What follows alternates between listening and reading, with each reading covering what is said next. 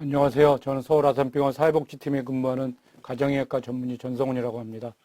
오늘 제가 말씀드리려고 하는 건 어르신들이 제일 안 걸렸으면 하는 치매에 대해서 말씀드리려고 합니다. 어떻게 하면 치매를 예방할 수 있을까? 물론 젊어서 다 결정이 되기 때문에 어려운 점이 있긴 하지만 그래도 우리가 조금이라도 어떻게 예방할 수 있는 게 있지 않나 하는 걸 알아보도록 하겠습니다. 먼저 환자를 한번 보겠습니다. 65세 여자 환자입니다. 1년 전 남편과 사별했고 고혈압, 당뇨 등 특별히 드시는 약은 없었고요. 최근에 아파트 관리비 기한을 넘기고 가계부 계산이 잘 맞지 않고 죄송합니다. 리모컨을 쓰고 어디에 두었는지 기억나지 않는다고 해서 따님이 오셨어요. 따님이 MRI를 하면 치매인지 아닌지 정확하게 진단할 수 있지 않나 그렇게 알고 계셔서 오셨어요. 여기 보면 좀 틀린 게 있습니다. 첫 번째로 MRI 검사라고 하는 건 이렇게 뇌를 단면으로 잘라서 보는 건데 이게 치매 진단하는 데 있어서 도움이 되는 검사이긴 하지만 그것만 가지고는 치매인지 아닌지 정확하게 진단할 수 없으세요. 그 다음에 이분 같은 경우에는 지금 증상이 좀 각각이거든요. 치매에 있어서는 되게 기억력부터 떨어지는데 기억력이 떨어지면서 계산도 잘 맞지 않고 이렇게 하는 걸로 봐서 이분은 좀 치매하고는 아니지 않았겠나 이렇게 생각하는 겁니다. 그래서 MRI 검사만 가지고는 치매를 진단할 수 없다는 점과 그다음에 이 65세 여자분은 1년 전 남편하고 사별한 게 문제가 되셨었나 봐요. 그것 때문에 우울증을 가볍게 앓으셨고 우울증 치료하시면서 현재는 크게 문제 없게 지내고 계신 분입니다. 제일 궁금해하시는 게 뭐냐면 건망증하고 초기 치매하고 어떻게 구별할 수 있느냐. 쉽게 말씀드리면 건망증이라고 하는 거는 우리가 어떤 일에 대해서 세세한 부분만 있는 건데 가령 지난주일에 우리 어르신들께서 아드님, 며느리하고들 저녁 식사를 맛있는 불고기를 먹었다고 가정하면 치매에선 그 식사한 것 자체를 잊어버리세요. 그렇지만 그 건망증 같은 경우는 그 자체를 잊어먹는 게 아니라 우리가 뭘 먹었지, 어디서 먹었지, 누구하고 먹었지 이런 정도를 잘 기억하지 못하고요. 그 다음에 건망증 같은 경우에는 우리가 그 식당에서 불고기 먹었잖아요. 그거 알아주면 금방 알아주지만 치매에는 끝까지 그 자체를 식사했던 것 자체를 기억하지 못합니다.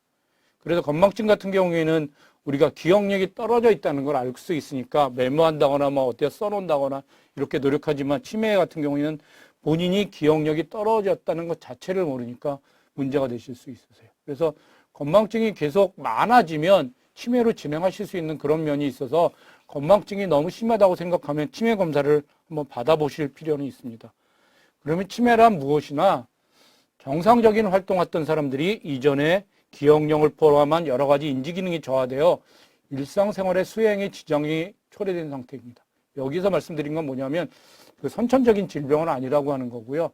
그 다음에 정상적인 활동을 했던 사람이기 때문에 즉 과거에는 문제가 없던 사람인 겁니다. 그 다음에 이게 기억력부터 시작되는 거고 이거하고 비슷한 증상이 선망이나 그 다음에 그 정신분열증이라고 말씀드렸던 그런 것들이 지금 이거하고 비슷한 걸로 말씀드릴 수 있는데 그런 증상이 있기는 하지만 그거하고는 좀 양상이 다른 거예요. 그래서 그걸로 설명할 수 있는 없는 거고 그 다음에 이제 질병이라고 넘어갔을 때는 일상생활을 잘 못하는 그런 초래된 상태를 말씀드릴 수 있어요. 그래서 이게 치매가 언제 왔느냐 이거를 보면 퇴행성 질환이라고 하는 건 나이가 들어서 되게 그 치매가 오는 건데 우리가 제일 많이 하는 알츠하이머병, 로이체 치매, 전두엽성 퇴행 이런 것들이 있을 수 있습니다. 그 다음에 질병으로서 오는 건 뇌혈관질이라고 하는 게 주로 그 혈관성 치매라고 하는 건데 뇌경색으로 인해서 오는 경우가 제일 많고요. 그 다음에 뇌종양, 외상, 수두증에서 올 수 있고요. 내과적인 문제에서도 오기도 하는데 갑상선 질환, 알코올성 질환, 그 다음에 약물로 인해서 오는 경우도 볼 수 있습니다. 그러면 치매 진단을 어떻게 해야 되느냐? 치매 진단이라고 하는 건 뇌의 기능이 떨어져 있기 때문에 뇌가 얼만큼 지금 제 기능을 하는지 그걸 전체적으로 살펴봐야 됩니다. 그래서 언제 어떻게 됐는지 내 환자를 진찰하게 되는데 환자를 진찰할 때는 신경학적으로 어디가 잘 움직이는지 않는지 말씀을 잘 하실 수 있는지 그다음에 다치질 않았는지 그런 내과적 진찰을 병행하게 되고요. 그다음에 신경심리검사라고 하는 게 세라드, SNSB라고 하는 걸 하게 되는데 여기서는 지금 어떻게 기억하고 있는지 5개 얘기해서 어떻게 얘기할 수 있는지 그다음에 금방 보고 어떻게 다시 그릴 수 있는지 우리가 여러 가지 그 면에서 검사를 하게 되니까요. 이게 지금 뇌의 기능이 어떻게 있는지 검사를 해야 돼서 치매의 진단평가에서 상당히 중요한 부분을 차지합니다. MRI를 물론 찍기는 하는데 그 검사실 검사나 원인동 진행평가에서 여러 가지 하면서 MRI를 찍기도 하는데 MRI하고 찍는 이유는 증상하고 MRI를 찍어서 이 사람이 어떤 특징적인 증상이 있을 때 기억력이 떨어졌다고 했을 때 해마 쪽에 이렇게 위축된 게 보인다거나 아니면 전두엽 쪽에 위축된 데 보이거나 이걸 보기 위해서 하는 거지 같이 해야 되는 거지 MRI 하나만 가지고는 할 수 없었고요. 내과적인 문제를 확인하기 위해서 혈액검사나 흉부 촬영, 심전도를 같이 진행하기도 합니다. 그래서 이전에 비해 달라진 게 언제부터 시작됐는지가 굉장히 진단하는 데 도움이 될 수 있는데요. 언제 시작됐는지 모르는 경우가 많이 있어요. 퇴행성인 알츠하이머나 루이체 같은 경우에는 제일 옆에 사는 사람은 잘 알아채지 못하는데 오랜만에 만난 사람들이 이 사람 좀 이상하다 이렇게 하기도 하고요. 손자하고 같이 지내면 손자가 따님이나 자녀들은 모르는데 손자가 먼저 알아챈다거나 이런 걸 볼 수 있을 정도로 언제 진행되는지 잘 모르고요. 그 다음에 혈관성 치매라고 하는 거는 그 혈관이 막히거나 경색이 오거나 이럴 때 올 수 있으니까 어느 날 갑자기 오거나 수일 내에 오거나 그런 거고요. 그 다음에 더 갑자기 오는 건 내과적인 문제 등이 있을 때 그런데 치매로서는 전형적이진 않습니다. 병의 진행 과정을 보면 알츠하이머는 상당히 천천히 너무 급속히 악화되는 건 다쳤거나 감염병 때문에 그럴 수 있고 점점 나빠지는 볼 수 있는 건 혈관성 치매에서 볼 수 있고요. 인지 기능이 좋아졌다 나빠졌다를 반복하는 경우에는 루이체 치매를 의심하기도 합니다. 치매하고 비슷한 증상의 질병이 여러 가지가 있는데 첫 번째는 가성치매라고 하는 노인성 우울증입니다. 노인성 우울증은 의욕이 없고 사고력이 저하되고 2, 3개월 사이에 빨리 진행됩니다. 항우울주를 먹으면 증상이 완화되고 만성이 되면 구별이 어렵습니다. 우리가 우울증에 대해서 좀 몇 가지 말씀드리고 싶은 게 있는데 우울증의 관리에서 제일 중요한 게 뭐냐면 그 우울증이 관리가 되려면 자살률이 굉장히 높아지세요. 여러분들 우울증 약을 먹는 사람들이 옆에 주위에 있으면 그 약을 절대로 끊으면 안 되는데 주위에서 어떤 권유를 하냐면 네가 약해서 마음이 약해서 그런 거지 약 끊고 노력해봐라. 아니면 교회나 절이나 성당에 가서 종교에 귀의하면 하나님의 힘으로 부처님의 힘으로 그 마음을 다 잡아서 약을 끊고 살 수 있다고 이렇게 권유하시는데 우울증은 아닙니다. 우울증은 약물 효과가 굉장히 좋기 때문에 약을 잘 드시고 정상 생활을 유지하는 게 가장 중요하시고요. 그걸 약을 끊지 않고 먹는 게 자살의 예방에 있어서 제일 중요하니까 약을 잘 먹어야 된다는 것 잊지 않으시면 좋겠습니다. 선망이라고 하는 건 여기가 어딘지 모르고 그다음에 헛소리라고 이런 건데 되게 수술 후에 병원에서 마취의 증상이 나타났다가 기가 후에는 회복되는 걸 볼 수 있고요. 그다음에 내과적 질병에서는 알코올성 치매, 그다음에 간경화, 갑상선, 비타민 B12가 부족할 때 그런 것을 볼 수도 있습니다. 그래서 치매가 지금 어느 정도 와 있는지 우리가 평가해야 되는데 이게 어디에서 중요하냐면 요양원을 입수한다거나 아니면 등급을 받을 때 이런 것들을 시행하게 됩니다. 그래서 먼저 인지기능 평가 아까 말씀드렸던 그런 신경심리 검사를 하게 되고 그 다음에 중요한 게 뭐냐면 옷 입기, 세수하기, 목욕, 이동, 화장실 사용, 대소변 조절들이 혼자 지금 생활을 할 수 있느냐 없느냐 특히 대소변 조절 같은 게 안 되면 옆에 사람한테 도움을 받아야 되니까 그런 문제가 있는지 없는지 그 다음에 이상 행동이나 문제 행동을 하지는지 않은지 치매 자체는 지금 생각을 잘 못하고 결정을 잘 못하고 기억력이 떨어지는 거지만 그것 때문에 나타나는 정신과적인 증상이 우울, 진화, 불안, 고격성 이런 여러 가지 증상이 나타나는데 이런 증상이 나타나게 되면 그 집에서 잘 간호하기가 어렵게 되고요. 이런 증상은 정신과적 약물로 치료를 해야 되는데 부작용 때문에 용량 조절에 상당히 어려움이 있으니까 그런 것들은 없는지 그렇게 여러 가지를 다면적으로 평가하게 됩니다. 환자를 한번 보시도록 하겠습니다. 80세 남자 환자분이셨어요. 대학교를 졸업하셨고요. 그 다음에 맨 처음에 증상이 된 건 70세에 자기가 잘 기억하지 못한다. 말이 잘 안 나온다. 단어를 잘 생각하지 못한다. 이렇게 하셨어요. 그래서 여기 MMSE 27점이라고 표시되어 있는데 MMSE라고 하는 검사는 뭐냐면 여러분들 그 보건소 갔을 때 하는 그런 검사예요. 이렇게 그림도 그리고 여긴 어디지 뭐 이렇게 단어하는 검사인데 그 검사를 굉장히 간단한 검사로 생각하지만 그걸 쭉 검사를 해보면 여기서 보이는 것처럼 성적이 점점 떨어지는 걸 볼 수 있으세요. 72세 경도인지장애라는 거는 뭐냐면 치매 초기라고 해서 초기하고 그 경계에 있는 건데 물건 둔 것 잘 모르고 약을 뭐 먹었는지 잘 잊어먹었고요. 단어를 금방 내지 못하시더라고요. 길 찾기나 뭐 일상생활에는 문제 없었고 MMS에는 27점이니까 거의 정상이세요. 물론 더 하신 분들은 대학을 졸업하셨으니까 28점이나 30점도 많이 있지만 27점에선 문제 없으세요. 그러다 한 5년쯤 지나니까 치매 초기로 됐는데 들은 내용을 전달을 잘 못하시고 같은 질문을 반복하시다거나 익숙하지 못한 데 가면 길을 잘 못 찾으시는 문제가 생기시더라고요. 그래서 그때 검사를 해보시니까 MMSA가 20점으로 떨어지셨고요. 그 다음에는 조금 더 나빠지셔서 78세가 됐을 때는 약속을 전혀 기억하지 못하고, 그 다음에 동네에서 길을 잃고, 그 다음에 소변 실수, 세수를 혼자 못하니까 이때는 요양원에 들어가실 수밖에 없었어요. 요양병원에 들어오셨을 때 검사를 해봤더니 MMS가 14점이고, 그 다음에 요양병원에 입소해서 74세가 됐을 때는 아들을 알아보지 못할 때도 있었고, 삼킴장애가 있었고, 대소변 잘 못 가리고 요양병원에서 했던 MMS에는 13점이고, 지금 80세가 하고 지금 요양병원에서 지내고 계신 그런 분이세요. 이분이 앓고 있는 병은 알츠하이머라고 말씀드릴 수 있으세요. 여러 가지가 있지만 치매 중에 가장 흔한 거고요. 그 다음에 점진적 시작을 보이면 제일 처음엔 기억력이 먼저 떨어지고요. 이분은 지금 어디가 잘 모르고, 그 다음에 어디에 뒀는지 잘 모르고, 약속 잊어먹고 이런 것들이에요. 그 다음에 그게 지나가면 다양한 신경학적 문제, 신체적 문제가 발생할 수 있고요. 근데 뭐 판단을 잘 못한다거나 이상한 행동하거나 이런 것들이 생각할 수 있고요. 그 다음에 신경학적 증상은 말기에 나타나고요. 그 다음에 유병기간은 대개 2년에서 20년 있고요. 평균에서는 8년 내지 10년이에요. 이분은 70세 시작해서 80세 정도에서 지금 진행되고 있고요. 젊어서 알츠하이머에 걸리면 좀 더 빨리 진행되는 걸로 알려져 있습니다. 위험 요인이 확실한 거는 나이가 들수록 알츠하이머 많이 걸리는 게 확실하니까 나이가 많을수록 많이 걸리는 거고, 가족력이 있을 때 두 가지는 확실한 것 같고요. 가능성 있는 건 여성한테 좀 많은 것 같고, 그 다음에 우울증이 잘 관리 안 되면 그 알츠하이머에 걸릴 수 있다고 가능성이 있긴 한데, 이거는 연령 증가나 가족력만큼 확실하진 않은 것 같습니다.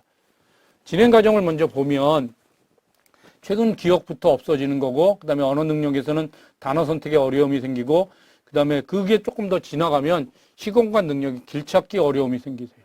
그 다음에 전두엽 능력이 뭐냐면 우리가 억지하고 정확하게 판단하고 이런 것들을 하는 게 전두엽의 능력인데, 그게 떨어지면 판단력이 저하되고 의욕이 없어지고 참지 못하고 막 공격성이 생기고 그렇게 되세요. 그 다음에 그게 더 지나가면 이상행동이 나타나니까 불안하고 망상장애, 잠 안 자고 뭐 이렇게 걸어 다닌다거나 이런 것들이 생길 수 있습니다. 그래서 알츠하이머를 치료해야 되는, 지금 우리가 치매에서 치매 예방약이라고 하는 거를 설명드리기 위해서 이걸 보여드리는데요. 우리가 지금 뇌에서 생각하고 그 다음에 여러 가지를 했을 때 여러 가지 그 신경세포가 이어져 있어서 신경세포하고 신경세포가 연결돼서 같이 일을 하게 되는데, 신경세포하고 신경세포 중간에 있는 게 그 신경 전달 물질이라는 게 있어서 우리가 움직여라 하면 이게 머리서부터 이게 움직이는 걸 할 수 있고 생각하는 게 할 수 있는데, 정상인 사람에는 그게 아주 빨리 전달될 수 있는데, 알츠하이머 병이 되면 세포 자체에도 문제가 생기고 아멜로이드 단백이라는 게 생겨서 신경 전달 물질이 점점 줄어들게 돼요. 그래서 신경 전달 물질이 부족하게 되면 우리가 생각도 잘 못하고 여러 가지 문제가 생길 수 있는데, 주는 약은 뭐냐면 그 신경 전달 물질이라고 하는 것들이 없어지지 않도록, 그래서 우리 몸속에서 없어지지 않도록 하는 약을 처방하게 되면 그 치매 증상이 좀 더 좋아질 수 있어요. 그래서 그런 면에서 약물 치료하는 건 인재 기능 개선 치료제라고 하고, 우리가 약을 처방할 때 치매 예방약이라고 하는 겁니다. 아세틸콜린이라고 하는 그런 그 신경 전달 물질이 없어지지 않도록 하는 그런 기존의 알리스펩트, 엑셀런, 에밀라, 에빅스 이런 약을 처방하게 되면 경증인지 중증도의 치매에는 효과가 있습니다. 인지기능이나 정신 증상 조절에는 도움이 되고, 그 다음에 결국에는 진행하는 걸 막지 못하기 때문에 초기에 발견해서 이거 약을 사용해서 그 초기에 그런 그 증상이 심하지 않은 증상이 유지될 수 있도록 노력하는 게 중요할 것 같습니다. 지금 이게 그래프를 보면 인지기능이 점점 떨어지는 거고, 그 다음에 시간을 보는데, 우리가 치매에 걸려서 돌아가시기까지 10년, 15년이 걸린다고 하면, 지금 처음에 1년이나 2년 됐을 때 약물, 치매를 발견해서 치매 예방약이라고 하는 지금 말씀드렸던 그런 약을 쭉 하면 돌아가시거나 할 때까지 지금 우리가 생각하는 그 기능이 많이 떨어지지 않은 상태에서 유지할 수도 있습니다. 그렇지만 중간에 약을 먹다 약을 중단하게 되면 굉장히 치매기가 빨리 진행돼서 증상이 빨리 생길 수 있으니까 지금 치매를 근본적으로 치료하는 약이 발견된 게 없어요, 사실은. 그래서 치매를 조기에 발견해서 지금 가지고 있는 약 가지고 증상을 조절할 수 있도록 그렇게 치매를 가능하면 빨리 발견할 수 있도록 노력해 주시면 좋겠고, 그 방법은 그 진단, 그러니까 미리미리 초기에 건강검진을 받아보시는 것뿐이 없으세요. 65세가 되시면 보건소에서 그 치매 검진을 시작하니까 1년에 한 번씩 꼭 받아보시면서 아까 말씀드렸던 그 MMSA가 떨어지지 않는지 그런 것들을 판단해서 필요하면 빨리 약물 치료를 시작하실 수 있도록 그렇게 생각해 주시면 좋겠습니다. 물론 약에 부작용이 없는 건 아닙니다. 입맛이 줄고 체중이 줄거나 맥이 너무 느려지고 두통이 있을 수는 있는데 되게 약을 계속 먹으면 괜찮아지는 경우가 많이 있으니까 약에 이런 부작용이 있을 수 있다는 건 알아주시면 좋겠습니다. 그다음에 요양병원에 입원해야 되는 경우가 있으세요. 요양병원에 입원해야 되는 경우에는 우리가 집에서 치매 환자를 돌보다가 돌볼 수 없는 상태가 됐을 때 그 요양병원에 입원하게 되는데 환자 일상생활 수행 능력의 저하라고 하는 건 혼자 생활할 수 있는지 대소변을 가릴 수 있는지 그다음에 뭐 여러 가지 그 옷을 갈아입는다거나 씻는다거나 이런 거 혼자 밥을 먹는다거나 이런 걸 할 수 있는지가 중요한 것 같고요. 그다음에 치매 환자 이상 행동이 나타나면 조절하기 어려우세요. 배회 공격성, 밤에 주무시지 않는다거나 이상한 행동을 한다거나 이상한 망상에 빠져서 주위에 있는 사람을 의심한다거나 이런 행동이 있을 때 병원에 입원하시게 되는데 그때는 정신과적 약물을 치료해서 이런 증상을 조절하게 되고요. 치매로 오인받는 선망은 아까 말씀드렸던 게 선망은 여러 가지 내과적이나 수술 이런 것 때문에 오는 거니까 증상이 금방 좋아질 수 있으니까 그거는 그거에 따라서 잘 치료하시면 될 것 같습니다. 그래서 알츠하이머 환자는 이렇게 살펴봤고요. 두 번째는 65세 여자 환자입니다. 과거력에 고혈압, 고지혈증, 골다공증 약물 치료하고 계세요. 저한테 제일 처음에 오셨을 때는 갑자기 10일 전에 일을 어제 일처리 예림하고 같은 질문을 계속 반복하십니다. 여기처럼 갑자기 증상이 생기시는 건 그때 MRI를 찍어봤더니 인지기능의 중요한 영역에서 그 뇌경색이 왔던 거예요. 이후에는 진료 날짜, 중요한 약속 기억하지 못하고 점점 지나가면서 시간의 순서가 뒤섞이고요. 그 다음에 이제 아주 지나가서는 아마도 그 알츠하이머 같이 치매가 진행되는 걸로 그렇게 알려져 있긴 합니다. 그래서 이렇게 갑자기 오는 거는 그 혈관성 치매라고 생각되고요. 혈관성 치매는 그 두 번째 많고 뇌혈관에 문제가 생겨서 많이 발생하는 겁니다. 물론 뇌 그 경색 뒤에 오기도 하지만 뇌경색 히스토리가 그 과거력이 없었는데도 작은 뇌경색이 반복돼서 그 발병하는 경우도 볼 수 있습니다. 그래서 그 혈관성 치매는 뇌경색이 아닌 증상이 없었는데도 발생할 수도 있고요. 뇌경색의 증상이 나타날 수도 있고 아니면 뭐 손발저림, 구역질 이런 것들이 뇌경색이 아닌 것 같은 증상이 해서 천천히 진행되기도 합니다. 증상이 알츠하이머보다 아주 급속하게 진행되고요. 초기에 의욕저하, 불면증 이런 것들이 나타날 수 있습니다. 위험 요인은 고혈압, 심장병, 당뇨병, 동맥경화, 고지혈증, 흡연 등이 있는데 혈관성 치매를 예방하는 건 그 뇌경색을 예방하는 거, 동맥경화를 예방하는 것하고 똑같으세요. 그렇게 예방했으면 좋겠는데 고혈압은 130에 90 이하로 유지했으면 좋겠고 당뇨병은 당화혈색소를 6.5%, 고지혈증, 우리 몸속의 나쁜 콜레스테롤 저밀도를 100 이하로 그다음에 항응고 약물이라고 하는 건 아스피린을 드셔야 될 수 있는데 그래서 지금 심방세동, 심방판막증이나 협심증, 경동맥 협jam처럼 그 혈관 자체가 막혀져 있는 게 보면 그 아스피린 같은 약물을 필요하면 꼭 잘 드시면 좋겠고 그 다음에 술, 담배 끊는 게 혈관성 치매를 위해서 굉장히 중요합니다. 치료는 그 뇌혈관장애 후유증 치료를 위해서 뇌경색 재발 방지를 위한 치료하고 그 다음에 알츠하이머병 치료하고 같이 병행해야 되는 그런 약물을 병행해서 쓰게 됩니다. 그 다음에 초기에 우울증 등 감정 기복이 아주 심한 걸로 보여서 그런 치료를 병행하게 됩니다. 루이체 치매는 뭐냐면 여러분들 그 같이 삽시다 해서 장미 씨가 연기했던 건데 잘 기억하시면 장미 씨가 그렇게 기억력이 떨어지거나 그런 게 아닌데 갑자기 뭐 그 공원에서 발견되거나 그 다음에 꿈을 꿨는데 적은 동조가 색동 저걸이 입고 나와서 그 아주 선명하게 보는 그런 것들을 볼 수 있어요. 그래서 루이체 치매는 그 좋아졌다 나빠졌다 이게 좀 심하게 나타나고요. 그 다음에 주의의 의식 변화가 심하고 주의력, 신행기능, 심각공간, 길을 잃는다거나 이런 것들이 먼저 나타나기도 합니다. 특징적인 게 뭐냐면 반복적인 환시, 이런 것들이 보이는데 색동저고리 입은 어린아이 본다고 이렇게 자꾸 얘기하는 거예요.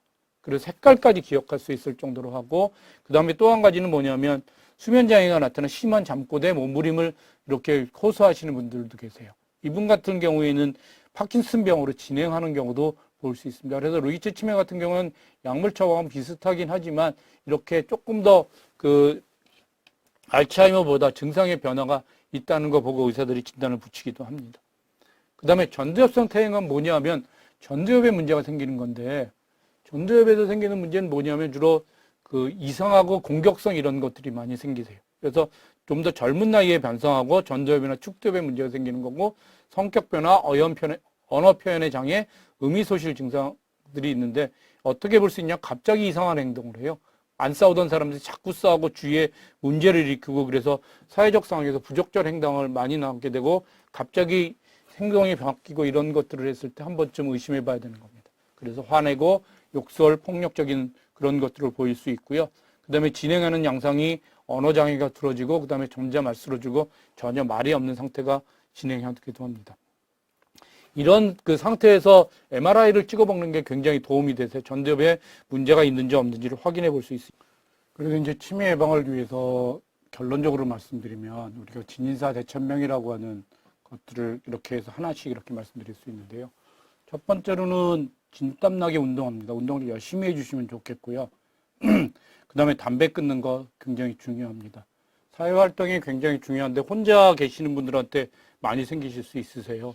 그래서 혼자 계시지 않았으면 좋겠고 복지관 같은데 학교 다니듯이 매일 나와서 활동해 주시면 좋겠어요. 그게 한 사람을 더 만날 때 굉장히 도움이 되실 수 있고요. 그 다음에 같이 생활하거나 그 식구가 많을수록 도움이 되실 수 있는 겁니다. 그 다음에 대뇌 활동이라고 하는 건 뭐냐면 무언가를 배우시면 좋겠어요.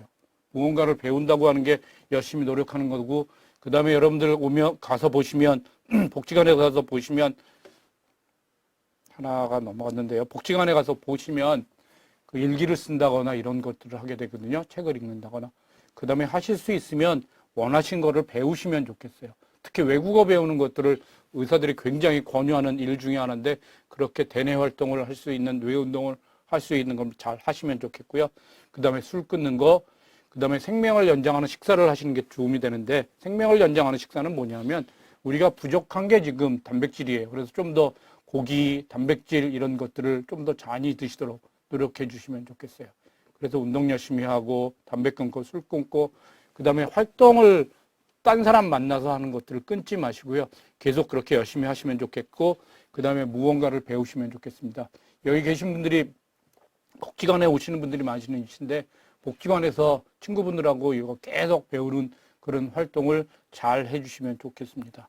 끝으로 한 가지만 더 말씀드리려고 하는 건 내가 치매가 아니라 가족들이 치매인 경우를 꽤 많이 보실 수 있으세요. 그래서 어떻게 해야 되는지 몇 가지만 말씀드리면 첫 번째로 대화하기가 있는데 충분히 기다리고 단순한 단어를 사용하시면 좋겠어요. 어린아이에 하는 것처럼 없는 것처럼 이야기하시면 안 됩니다.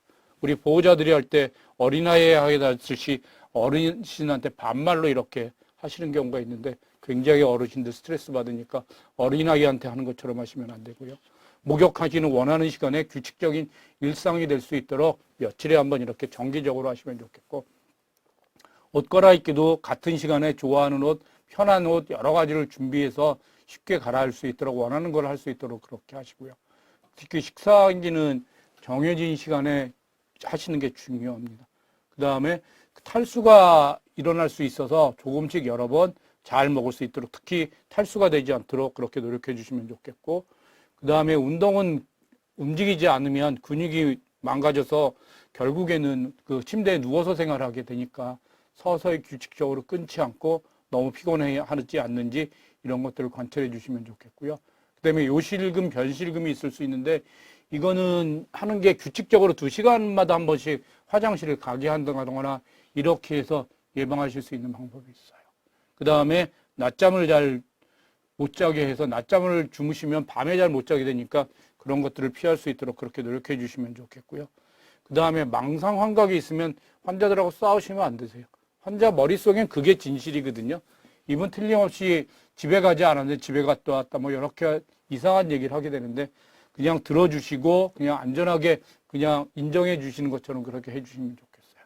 그다음에 배회하는 경우가 많이 있는데 이름표, 주소, 목걸이 달게 하고 집에서는 어린아이한테 하듯이 위험한 거 손 닿는 데서 다 치우도록 그렇게 하고 열쇠 관리, 안전한 환경에서 이렇게 관리할 수 있도록 이렇게 간호하실 수 있도록 그렇게 해주시면 좋겠습니다. 그래서 치매 환자들이 갑자기 나빠지는데 갑자기 나빠지는 게 되게 환경이 바뀌었을 때 굉장히 나빠지세요. 뭐 요양원을 딴 데를 간다거나 이사를 간다거나 딴 집으로 이렇게 뭐 아들 집 갔다가 딸의 집에 간다거나 이렇게 하실 때 굉장히 많이 악화되는 걸 볼 수 있는데 치매 환자를 위해서는 익숙한 환경에서 안전한 환경에서 이렇게 지낼 수 있도록 그렇게 도움을 주시는 게 좋으실 것 같습니다. 그래서 여기까지 말씀드렸는데요. 치매 예방을 위해서 여러 가지가 있겠지만 첫 번째로 혈관성 치매는 우리가 뇌경색을 예방하기 위해서 고혈압, 당뇨, 고지혈증 이런 것들을 잘 관리할 수 있도록 그렇게 노력해 주시면 좋겠고요. 알츠하이머병, 루이체 치매 같은 건 우리가 현재로서는 원인을 잘 모르거든요. 그래서 첫 번째로 조기에 발견할 수 있도록 우리가 그 보건소에서 하시는 그 치매 진단검사, 건강검진 빠지지 말고 받아주시고요. 그 다음에 두 번째로 치매를 예방하기 위해서 우리가 그 뇌 기능을 향상시키기 위해서 뇌 운동을 계속해야 되는데 그러기 위해서는 사회활동 끊지 마시고 그 다음에 무언가 계속 생각하고 그 다음에 일기 쓰고 이런 일들을 계속 하실 수 있도록 노력해 주시면 좋겠습니다. 그럼 이걸로 마치겠습니다. 감사합니다.